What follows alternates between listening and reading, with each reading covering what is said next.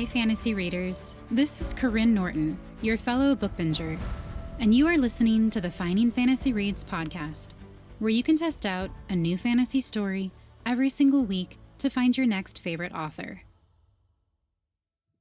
Do you like fairy tale retellings? How about sassy protagonists? If you said yes, I think you're going to love this story. I loved it, both when I first read it and again when I had the opportunity to narrate it.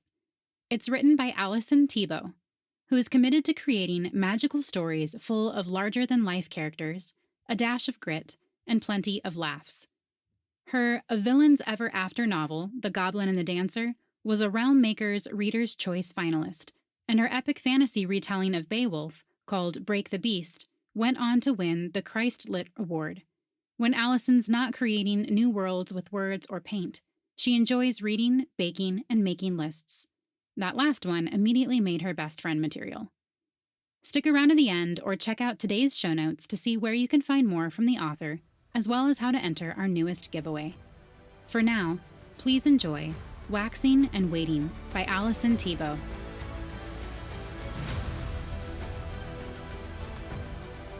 I threw open the tower windows and chucked the contents of my dustpan over the sill. Today marked the 10th cycle that my fellow fairies and I had spent in confinement. 100 human years safeguarding the royal palace and the sleeping princess.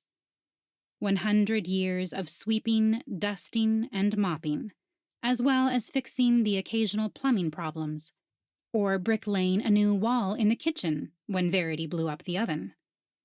It would have been easier work with our wands, but we had agreed not to use magic within the barrier. It caused a bubbling effect in our spell dome that could be detected by magic users outside the castle walls. We had kept Rosalina safe from Bastaba for 100 years, and we weren't going to blow it up by using our wands to sweep. So, we had put our magic away and accepted a life of strained backs. Being a fairy godmother was certainly not as glamorous as stories made it out to be. This was never in my job description, I grumbled as I closed the windows and turned to help my friend Lorella heave a freshly beaten carpet into the room and unroll it with a thump of heavy velvet. I wasn't made for heavy labor. Verity skated down the hall and grabbed onto the doorframe as she slid by so that she jerked to a stop. She poked her head in, a little breathlessly, and beamed at us. "Today's the day!" We had all taken turns saying that to one another since dawn. We could hardly believe that our exile was nearly over. Before midnight, a handsome prince would hack his way through the castle hedge, plant a kiss on Rosalina, and break the curse forever. And free us from cleaning. Never in our immortal lives had we so anticipated the appearance of a human. "I've got a great idea," I muttered, as I tried to rub a sore spot between my shoulder blades. "In just a few hours, everyone will be waking up anyway, including the staff. Why don't we leave all this for them?" "That wouldn't be very nice, Araminta," Lorella objected. I sighed and walked by a gargoyle, cracking the end of my towel at his ear to remove a stray dust bunny as I passed. Safeguarding a castle full of innocents and keeping them clean was a lot of work. It was a wonder we hadn't gone mad. Fortunately, fairies told time differently. Every 10 years only felt like 1 year to us. Still, 10 years was a long time. I finished gathering the cobwebs from the ceiling, then went out to the balcony and dumped the dustbin's contents over the side. Pausing for a rest, I slipped the locket out of my pocket and took a quick peek at the portrait inside. I touched Mickle's likeness with a thumb. I wished that my last memory of him had not been of us fighting. I gave myself a shake and called down into the courtyard where my friend was wiping the Prime Minister's dirty face. "Verity, it's just Rosalina's room left." We assembled a moment later in the tower room, pausing in the doorway to gaze at the sleeping princess. More than likely, she was dreaming of her prince. Somewhere out beyond the palace hedge, the grand fairy master who had countered Bastaba's curse with a sleeping spell, had also vowed to find a proper match for Rosalina in due course. He and his council had promised that once the spell took effect, they would wait 80 years into the enchantment, then would select a promising baby and groom him into a man worthy of Rosalina's affections. To ensure that their feelings were reciprocated, the two young minds and hearts had been connected through magically induced dreams. Verity took Rosalina's legs, and I took her head. Rosalina's glorious golden hair, the very stuff I had ironically blessed her with, got in my way considerably. "Don't drop her!" Verity gasped as we lurched drunkenly toward the trundle bed. "In the 2,608 times we've moved her, have I ever dropped her?" I snapped at Verity. Now, dears," Lorella reproved as she stripped the bed. "It's almost over. Just hold your tempers a few hours longer." Verity and I didn't have the breath to continue arguing anyway. Rosalina was a lot heavier than she looked. The last time I had seen her awake, she had been hammering away at a buffet table, and I suspected that she must have put on a few pounds before she went to sleep. I silently chided myself for my disrespectful thoughts, but familiarity bred contempt, and 100 years was more than enough time to develop plenty of familiarity. At least I was never bored, but I was lonely. Even with Verity and Lorella always near, they couldn't ease my heartsickness. It had been only the three of us present at Rosalina's 18th birthday party when she had pricked her finger on a spindle. In consequence, we had taken on the responsibility of staying at the castle to cast a spell bubble to shield the princess and her court until the enchantment was over. Mikkel should have been with us. He should have been there to watch over her for the last 100 years. He should have been with me. And he would have been, if only we hadn't argued. In all honesty, Mikkel and I were always bickering, so much so that others had doubted our deep friendship. But this had been different. It had begun with an argument about birthday gifts. Mikkel had insulted my very existence by implying that if I had given princesses useful gifts instead of something as useless as golden hair, our lives might not revolve around protecting mortals from sleeping curses. I had immediately responded that at least I wasn't so selfish that I spent weeks gallivanting around the country, instead of keeping a close eye on Rosalina, unlike certain people who were always absent when they were needed most. Mikkel had been offended by this, and had indicated that he found me weak and clingy. Things had deteriorated from there. At least, that was how I thought I remembered it. What I remembered most was that the argument had begun over who gave better gifts, a topic that felt distressingly infantile in retrospect. Wounded pride no longer felt comparable to the hurt of having lost Mikkel. "No more cleaning ever!" Verity exclaimed, dumping a dustbin over the balustrade as we gathered on the balcony. "I'm going to sleep for 100 years after all this is over." "Don't say that," Lorella admonished, with a glance back at the slumbering princess. "We mustn't joke about such things." I nodded. It would be terrible if we jinxed ourselves when we were so close to the finish line. "I'm not joking," Verity insisted. "I'm exhausted. I'm going to take a bubble bath that lasts half a century, and then I'm going to sleep twice as long." There was a brief silence as we considered such a delicious possibility. Verity looked over at me and Lorella. "So, what are you going to do when you get out?" "Read," Lorella said promptly. "I've fallen so far behind on my personal reading challenges." I wasn't about to admit that my first thought had been that I would try to find Mikkel. Travel, I suppose. But I didn't fool my friends. They could be depended upon to see through me just as surely as they could be relied upon to make me feel awkward. Verity trailed a finger across the balustrade, a study of casualness. "What about Mikkel?" My heart squeezed in my chest at the sound of his name. "He left, Verity," I said flatly. "It's over." "You don't know that," she protested. After all, you've been hiding all this time. My jaw tightened. I'm sure he's forgotten all about me. Verity opened her mouth to push the issue, but Lorella stepped on her foot to shut her up. I straightened abruptly, avoiding their looks. Come on, let's finish up this room. We threw ourselves into the final 30 minutes it took to set Rosalina's room in perfect order, then stepped back to admire our work. When the prince showed up, he would be greeted not only by an enchantment that needed to be broken, but a spick-and-span castle.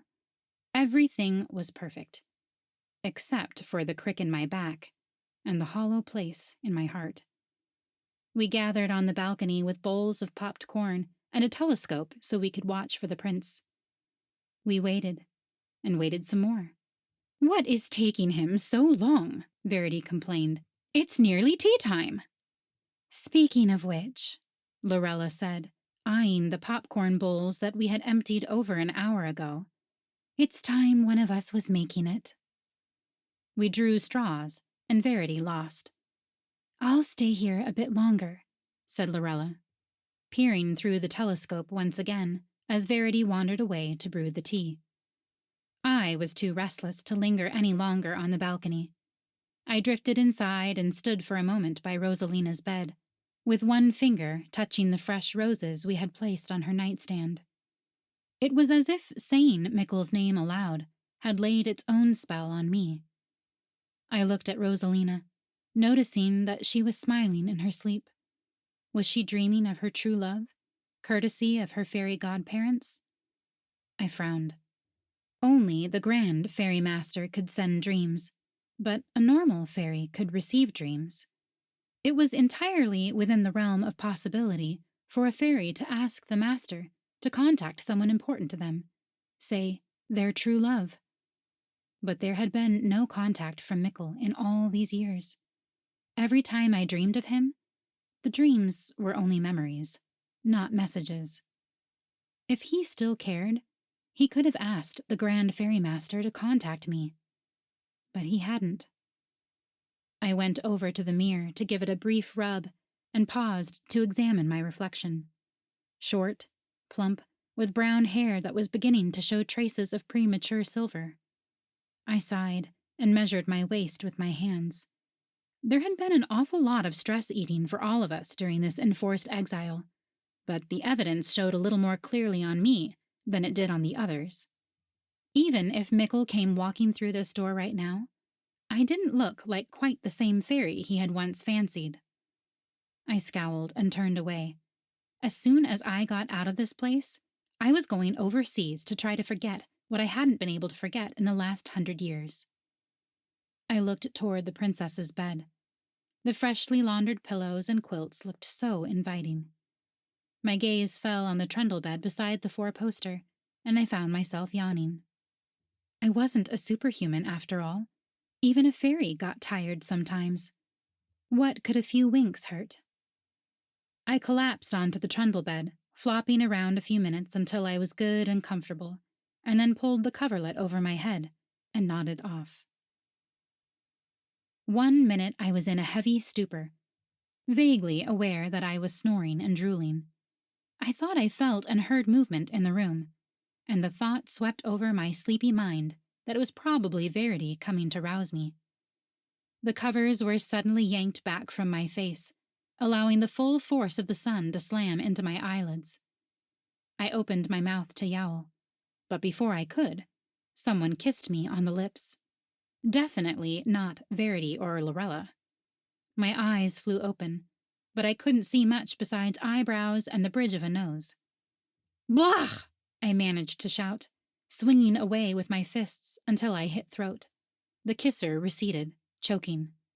I sat up in bed, goggling at the man in front of me. My old lover beamed at me with adoration. Hello, gorgeous. How is my darling Minty? Minty. Mickle was the only person on Earth to ever call me by that nickname. My eyes flicked wildly over his familiar form, a tall, gangly frame that looked as if it had been created by a slapdash puppeteer. The same noble brow was there, with the piercing and jolly gaze, the same flyaway hair, now touched with white, and the salt and pepper mustache. It was my Mikkel. "What are you doing here?" I gasped, gazing up at him. Mikkel smiled at me happily. "I came to break the spell, of course." I blinked. "But you can't. Only greeting Rosalina with true love's kiss will break it." "I know," Mikkel said complacently. "That's why I kissed her." All of the old, melty feelings were snuffed out like a candle. "Excuse me?" I said coldly. "I got my hands on a love potion and kissed Rosalina to break the spell." Mikkel grabbed me close, swept me to my feet, and began stampeding me back and forth in a breathless tango. I shoved him away. "Just wait 1 minute, mister. You have some explaining to do." He was still capering around the room. "You're free! Isn't it wonderful?" I merely glared. The man who claimed to love me had just created a love spell so that someone would fall in love with him. Someone who wasn't me. Mikkel seized my hands. "The spell is broken." I focused on the last part of his sentence. "It is?" We both looked down at noticeably silent Rosalina. She was still prone, but I thought her breathing was a bit shallower. Despite my frustration with Mikkel, my heart leapt. "Rosalina?" I called. The princess sighed and started to roll over. "Oh, no, you don't," I said, reaching down and giving her a light slap. "Wake up!" I pulled her into a sitting position. "You are going to get off that bed by yourself today, or, so help me, you will be in trouble with more fairies than just Bastaba." I shook the girl so hard, her head lolled back and forth. "Wake up!" "Araminta, be gentle," Mikkel reproved, reaching out to pull the girl toward him. The moment he touched her, Rosalina's eyes fluttered open. I threw my hands up in the air. "Hurrah!" I began. "Oh!" she gasped, gazing up at Mikkel. "You woke me up." "Eh?" My cheer died awkwardly in my throat. Actually, I woke you." But Rosalina wasn't paying any attention to me. She slipped her hand into Mikkel's, gazing up at him adoringly. "Hey," I protested weakly. Rosalina tilted her head as she examined the surprised Mikkel. "You're not quite like the boy I've been dreaming of." "I shouldn't say he is," I interjected sourly. "He's no boy." Mikkel shot me a haughty look. Rosalina squeezed Mikkel's hand and smiled up at him. "But looks aren't everything, are they?" Mikkel's frozen smile was starting to crack a little, and I had the feeling that he was trying to ascertain whether he had just been insulted again or not. I grabbed Rosalina's hand and tried to respectfully pry it free from Mikkel's arm, as an utterly unfamiliar feeling surged through my stomach, like an undigested meal. Jealousy. "You can't love him, Rosalina. Look, he has wrinkles and everything." "Oh, I don't know," she said with a thoughtful yawn. "He's attractive in a mature sort of way." Mikkel shot me an awkward smile. "We can probably reverse this." "You mean you're not sure?" It was just the sort of cockamamie scheme that Mikkel would dream up. "You had better reverse it, Buster." He smiled slowly at me. "Why, Minty, you do still care." I did. And that made me glower at him all the harder and deny it as hard as I could. "I mean, her parents wouldn't approve of Rosalina marrying an old fairy, you numpty gawk." Rosalina fluffed her hair. "I'm 18, and I can marry whoever I like." She smiled at Mikkel. "Isn't that right, lovey-dovey?" I gawked at her. I didn't remember the princess as being quite such a dodo. "What kind of cut-rate love potion did you use anyway?" I asked Mikkel out of the side of my mouth. "I was in a hurry," he muttered. "Of course you were," I grumbled. "You're always in a hurry. If you had just stuck around and been available for the last 100 years, you might have learned something about patience." I had barely got the words out before I got a mouthful of pillow. "You leave my true love alone," Rosalina snarled. "No one talks bad about my, what was your name again, Lambkins?" I pried the pillow from my face and considered smothering her with it. I liked her better when she was asleep. I jumped as Verity and Lorella suddenly burst into the room. We were downstairs and heard... Verity stopped talking as she gaped at Mickle. Mickle! Lorella scurried forward and hugged Mickle joyfully. Dear old friend, it's so good to see you. Verity grabbed him from the other side. We've missed you so much. They huddled together in a tangle of happiness, and I folded my arms, trying not to show how pleased I was that we were all back together again. There was a swish of silk as Rosalina rose majestically from her bed and fixed our happy group with a look of royal censure. Excuse me, midgets, she said coldly. I would appreciate it if you would get your hands off my true love. She yawned again, but followed it up with a glare. Verity and Lorella goggled at her. Midgets, Verity repeated, looking wounded. I vaguely remembered that Rosalina had possessed a streak of naughtiness, but this outright sauce was something I had never seen from her before. Either this was some latent personal development, or a result of the love potion. It was impossible to tell. Princess, Lorella exclaimed, how can you be awake? I threw Mickle a glare. Why don't you ask our friend here? Mickle straightened his tunic with an aggrieved air. Yes, I just saved you all. You're welcome. I woke Rosalina with a love potion to free all of you from your imprisonment. Verity and Lorella exchanged confused glances. I've missed you all, said Mickle tenderly. He looked at me. I've especially missed you, Minty. Verity, the sentimental little gossip, decided to stick her oar in. She's missed you, too. She talks to your picture in her locket. I nearly died right then and there. I do not. I had thought I hid that habit so well from the others. Lorella shoved Verity. Hush. This is Mickle and Araminta's affair. Verity threw up her hands in exasperation. I'm just trying to help. She turned toward me and the grinning Mickle. I mean, you are in love with one another, aren't you? Yes, he said, just as I yelled, no. He shot me a look of sorrowful judgment. It's not like you to lie. The nerve of the man. As if I would really declare my affection while a love-crazy snippet hung on his arm in every word. I had some pride. You never came back. You never even sent me a message. I never came back because I couldn't come back. After I left, I went searching for the best gift in the world. I decided to retrieve a genie lamp. You know, the gift that keeps on giving. Sadly, I was the unfortunate victim of a magical cave-in so powerful I've been trapped inside a cavern with nothing but a genie to keep me company all this time. Unbidden sympathy washed over me.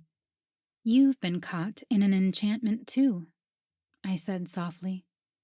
Mickle, noticing my tone, reached for my hand, but I wasn't quite ready to forgive him. I folded my arms and waited. He sighed. As you know, genies can't grant wishes to other magical beings. It took some doing to find a spell to break through that block, but I finally did it. As soon as I got out of the cave, I went to the Fairy Council and heard all about the enchantment that was put into effect 100 years ago. But even they couldn't remember where the castle was. Your protection spell was too strong. So I began searching for you on my own. Something led me straight here. I could see the castle clear as day, though no one else could. Verity beamed. Why, this proves you're in love. Only true love could see through our blocking spell. Verity, I snapped, my face burning with sudden heat. True love? Rosalina gasped. What are you talking about? Micklepoo is in love with me, not that fat old fairy. I had spent 100 years guarding this brat, and this was the thanks I got? All those feelings that had plagued me over the years washed over me in an ugly rush. Mickle had left me because I was too bad-tempered, too fat, too argumentative. Mickle managed to pry himself free of Rosalina again and turned me toward him. What do I have to do to prove myself? Before I could make some tart response about throwing himself into a bed of thorns, Mickle dropped impulsively to one knee, so hard that I heard his kneecap pop. "Ow!" he roared. "Are you all right?"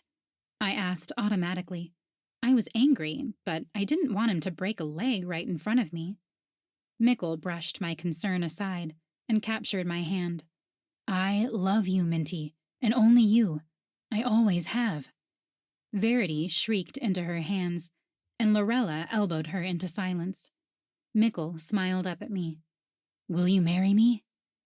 My mouth dropped open. It wasn't exactly the kind of proposal a woman dreamed of.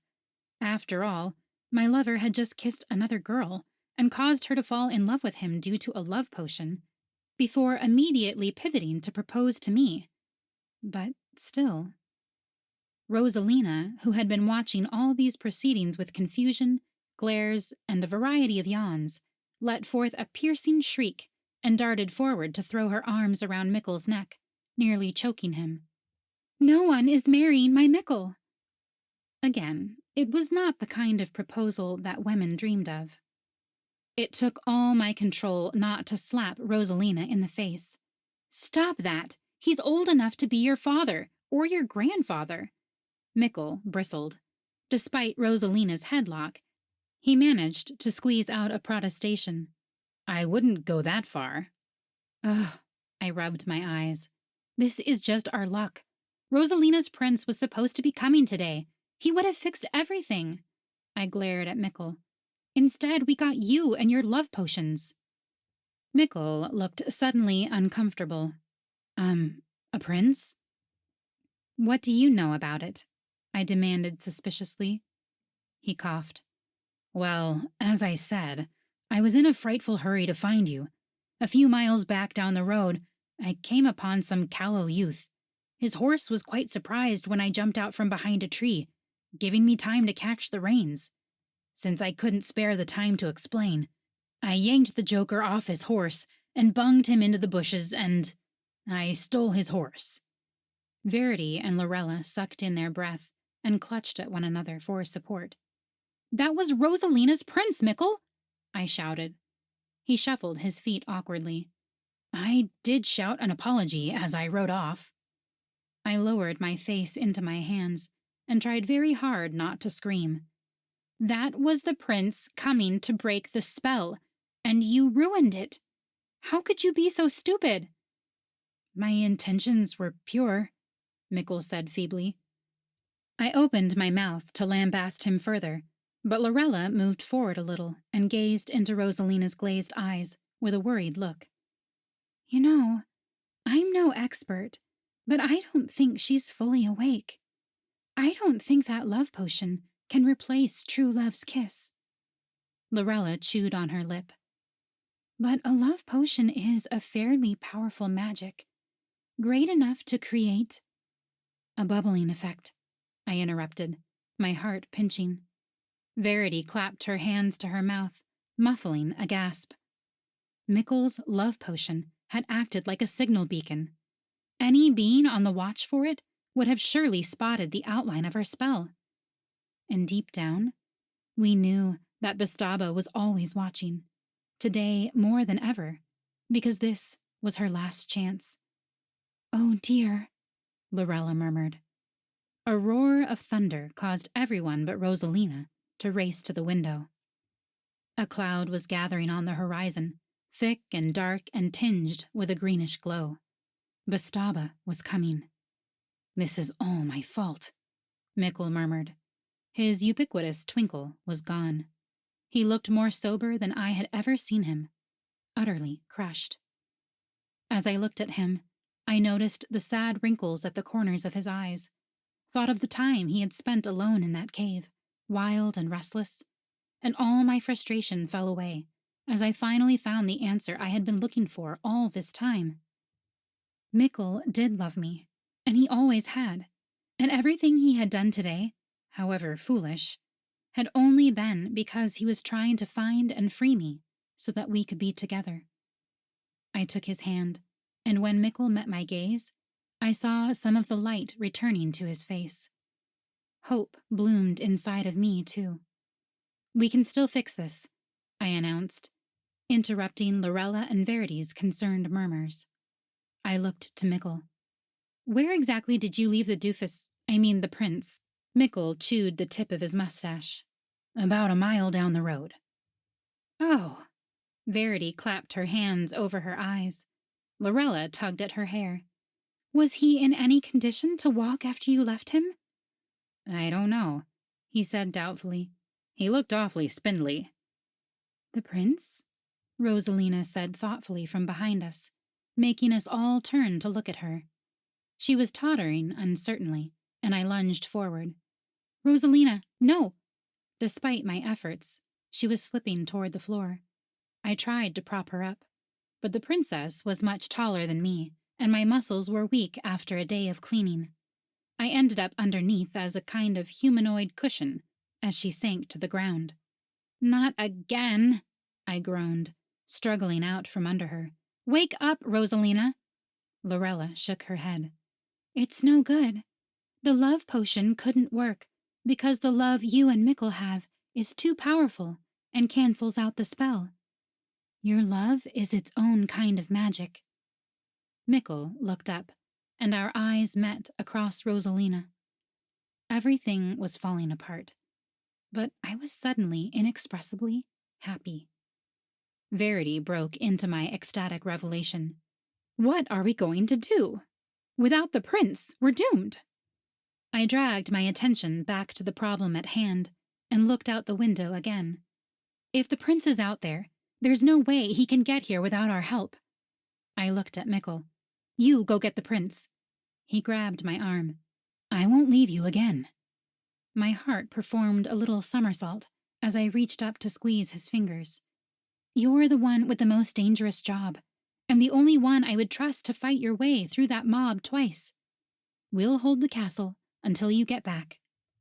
"We have a castle full of helpless courtiers and an invasion force outside our doors," Verity protested. "We can't protect them all." "We still have some time," I assured her. "And we can use our wands now. That will help." "Let's do it," Lorella agreed. The four of us clasped hands briefly, together again, and exchanged smiles of varying confidence. Mickle blew me a kiss and climbed out the window and down a trellis, dropping onto the courtyard with a jaunty salute before disappearing through the hedge. "Come on," I said to the girls, tearing my eyes away from his retreating back. "We have to get our wands." We ran out the door. "Come on, ladies, let's move it," I yelled, mounting the banister and sliding down it. But I forgot to lean back to slow myself and slammed into the newel post at the end of the banister a second before Verity crashed into my back, sending us both tumbling down the last few steps in a flurry of flying skirts and curses. Lorella, who had had the good sense to walk instead of slide, moved past our carcasses and went to the closet where we had stored our wands 100 years ago. She yanked it open and ripped open the tissue-lined boxes. I accepted the wand she handed to me and sighed at its familiar weight. "I hope we remember what to do," Lorella wailed. She had never done well under pressure. "It will come back to you," I said, "like riding a horse." "But I don't know how to ride a horse." A quarter of an hour later, Bastaba reached the castle walls. The storm came with her, hovering above the palace in a fever of growling clouds and lashing thunder. She hadn't come alone. An army of gibbering goblins and a decidedly hungry-looking dragon were with her. We had done our best to reinforce the spell barrier around the castle. We had barricaded as many windows and doors as we could, and waited. We saw the blue ripple as Bastaba's more powerful spell caused a rip in our barrier, allowing her army to break down a courtyard wall and trample through the hedges. Verity, Lorella, and I exchanged desperate looks from where we stood at the unbarred window beside the main doors, and raised our wands to fight for all we were worth. But I was afraid we weren't good enough. Lorella was getting forgetful now that she had passed her 1000th birthday. Verity panicked during crucial moments and as for me, I was full of such giddy lovesickness I could barely think straight. My heart jumped in a flurry of fear as my eyes fell on the dark-clad figure that entered the courtyard behind her minions. 100 years was a mere blink in the life of a fairy, but the years had treated Bastaba rather shabbily. Her always thin figure was as twisted as a dead tree branch, while her shriveled skin looked like peeling bark. Wild eyes stared out of her gaunt face, and her long mouth was open in a snarl as she raised her wand in a swirl of dark magic. One of the stone gargoyles lining the castle walls came to life with a shake of stone wings, swooping down at our window with bared fangs. Verity let the thing have it with a blast from her wand, and the gargoyle shattered into rubble. I stared at the gargoyle head that had landed at my feet, the thing that I had cleaned every single day for the last 100 years, smashed. Fury exploded inside me. "So that's your game, is it?" I yelled to Bastaba. I waved my wand over the fountain. The stone dragon above the little pool came to life with a snort that caused Bastaba to whirl toward it.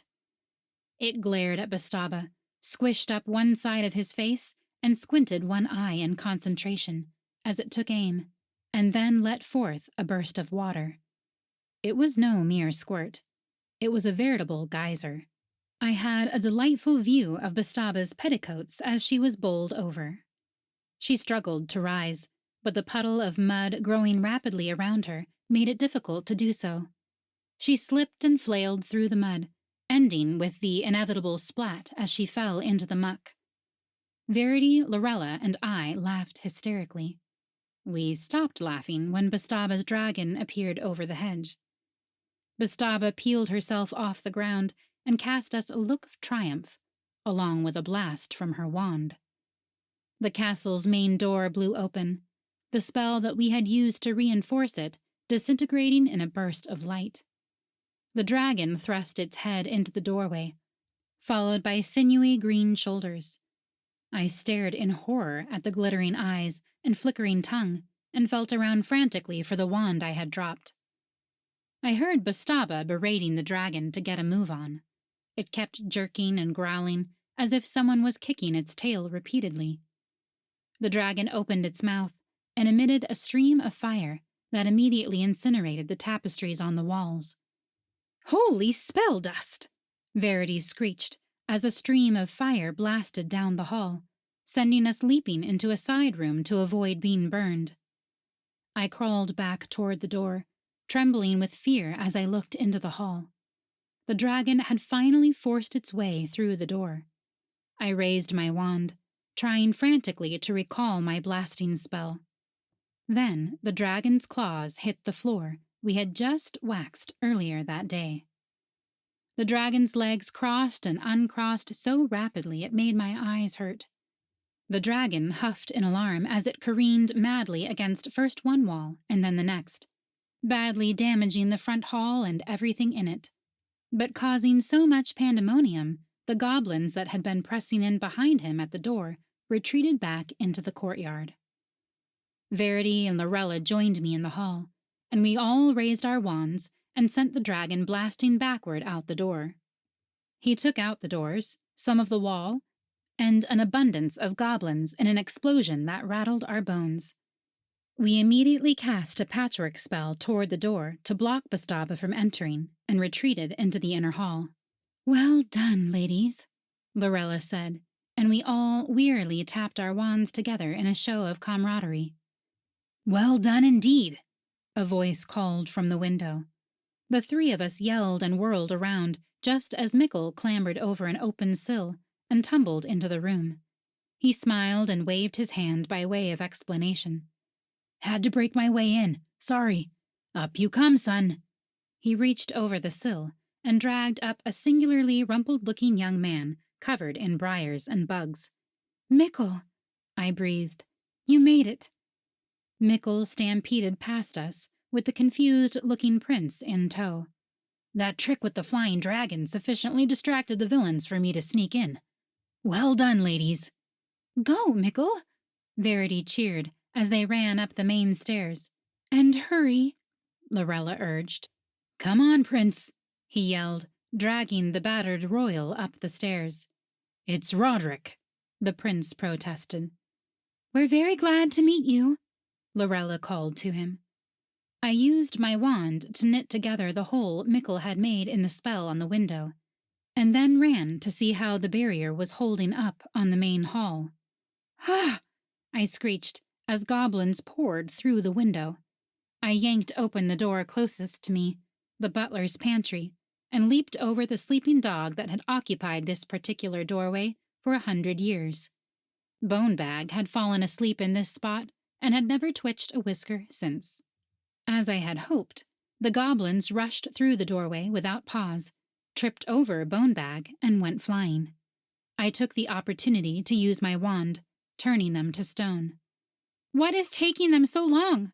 I cried to Lorella and Verity as I rejoined them. He should have kissed her by now. Go see, Lorella yelled. We'll hold them off here. As I labored to the top of the stairs, gasping for breath, I heard the battle coming from the end of the hall. Mickle and Prince Roderick had been swarmed by a pack of stone gargoyles, and Mickle had lost his wand. I raised my wand and sent lightning bolts into the mob, causing the gargoyles to fall to the ground, shattered. Come on, I shouted to Mickle and Roderick, charging into Rosalina's room ahead of them. The door banged shut behind me. I whirled around. Bastaba was standing in front of the door, smiling.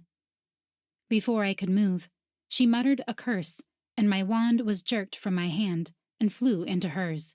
No! I shouted as a holding spell enveloped me. Bastaba laughed in triumph. I struggled frantically against the spell, but the more I pushed, the more I could feel the spell tightening around my chest, robbing me of my breath. No! We had kept Rosalina safe for 100 years, and now, at the last hour, we had failed. Bastaba brought her face close to mine, and I stared into her hate-filled eyes. You've failed, you miserable little worm, she laughed. You really thought you could keep me from my revenge? Everyone in this castle will die today, and you shall watch. She raised her arms, and Mickle burst through the door. Kiss her, boy, he roared, hurling the prince toward Rosalina's bed, and then turning toward Bastaba with blazing eyes as she raised her wand. Stop! I screamed. The last thing I heard before the explosion was Mickle yelling, I wish Bastaba and all her people to be turned into grasshoppers. The spell around me evaporated like a pricked bubble, and I tumbled to my knees, gasping for breath and still blinking away the enchantment and the flash of the explosion. My wand was lying on the ground beside a very large grasshopper. As I watched, the grasshopper hopped frantically for the window and disappeared behind a dresser. Beneath me, the entire castle seemed to tremble, down to its very foundation, like a stone giant shifting its muscles to stretch. I knew what it meant. The spell was broken. The castle was waking up. I looked first to Rosalina. She was sitting up in bed, looking at the prince with surprise. The foolish expression that had been on her face a few minutes ago was gone. My heart expanded inside me with happiness as I stared at that sweet face and recognized the old Rosalina, the real princess, the little girl I had sworn to protect since she was born. She was back, thanks to Mickle. Mickle? I whispered, turning around. He was on his knees, a little singed, but still alive, and still clutching the lamp that he had pulled from his doublet and brandished at Bastaba. Mickle wiggled the lamp at me. I'm 100 years late, but I still brought Rosalina her genie lamp. He grinned at me. So do I or do I not give the best presents? I laughed with joy and crawled toward him. You do, I said, throwing my arms around his neck. Mikkel hugged me tight. I'm sorry for what I said before, Minty. I was wrong. We were both wrong, I murmured, reveling in the feeling of a silly grudge evaporating. More than one spell had been broken today. We both stood up, a considerable process involving grunting, creaking knees, and clutching at one another. Our groaning attracted the attention of Roderick and Rosalina at last, who appeared to be as entranced by one another as Mikkel and I had been in each other. At least one part of this had turned out to be easy. Mikkel, Mary, my dear old friends! Rosalina swung herself off her bed and raced forward to wrap us in a hug. I'm so glad to see you. Are you all right? We're more than all right, Mikkel assured her. We're getting married. Aren't we, Minty? I smiled. Of course. Someone has to keep you from making a mess of things. Rosalina squealed and kissed me on the cheek. She turned to Mikkel to shake his hand, and then stopped. I feel as if I saw you recently. Yes. In a funny sort of dream, I was... She paused and blushed prettily. I think I thought you were someone else. She finished awkwardly. Ah, well, we all have funny dreams now and then, Mikkel said generously. As he turned to the prince to apologize for chucking him in the bushes and stealing his horse, an apology that Roderick accepted good-naturedly, Rosalina whispered in my ear, Araminta, I have the worst feeling that I was behaving a little stupidly a few minutes ago in my sleep. She had, but that could happen when one had been under a curse for 100 years. I smiled into her worried eyes. After years of thinking of Rosalina as little more than a sleeping doll, I had forgotten just how much I had liked her. It's all right, Rosalina, I told her, touching the beautiful hair that I had given her. I smiled. Everything is all right now. The door flew open, and the room was flooded with people. The king and queen raced through the door and flew to their daughter, pulling her into their arms. The prime minister and a bevy of ladies-in-waiting and knights stumbled in. Bone Bag frisked between them, barking happily. At the end of the line, Verity and Lorella waltzed in, swinging their wands above their heads and looking supremely pleased with themselves. As the reunion grew into an impromptu party, I leaned my head against Mikkel's shoulder as we watched the king and queen take the hands of their daughter and her young prince. New love was a beautiful thing. My hand curled around Mikkel's, but old love was best.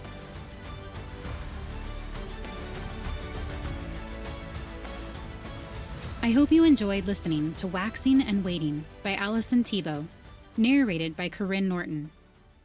If you want to read more by Allison, go to AllisonTeboAuthor.com to find more of her books. However, right now she's gearing up for a Kickstarter for her Christian epic fantasy retelling of The Legend of Beowulf, which I'm super excited about, because you all know how I get excited about Kickstarters. So I'll have a direct link for that as well in the show notes. This month, we have a brand new audiobook giveaway sponsored by our past and current featured authors. You'll notice today's story was a fairy tale retelling, and I have 3 more episodes featuring retellings for the month because I'm a nerd, and I thought it would be fun to match the giveaway theme, which is fantasy retellings. In addition to a 3-month Audible subscription, we're giving away 4 audiobooks featuring fantasy retellings, including Heartless by Marissa Meyer, Beyond the Four Kingdoms, a box set with 3 fairy tale retellings by Melanie Sellier, Echo North by Joanna Ruth Meyer, and Dust by Kara Swanson. If you want a chance to win, go to findingfantasyreads.com/giveaway to enter. It's open internationally, and it takes less than a minute to not only enter, but to follow all the authors and get extra entries. As always, I will have direct links for all the sites I've mentioned in the show notes. Thank you all for listening, and happy reading.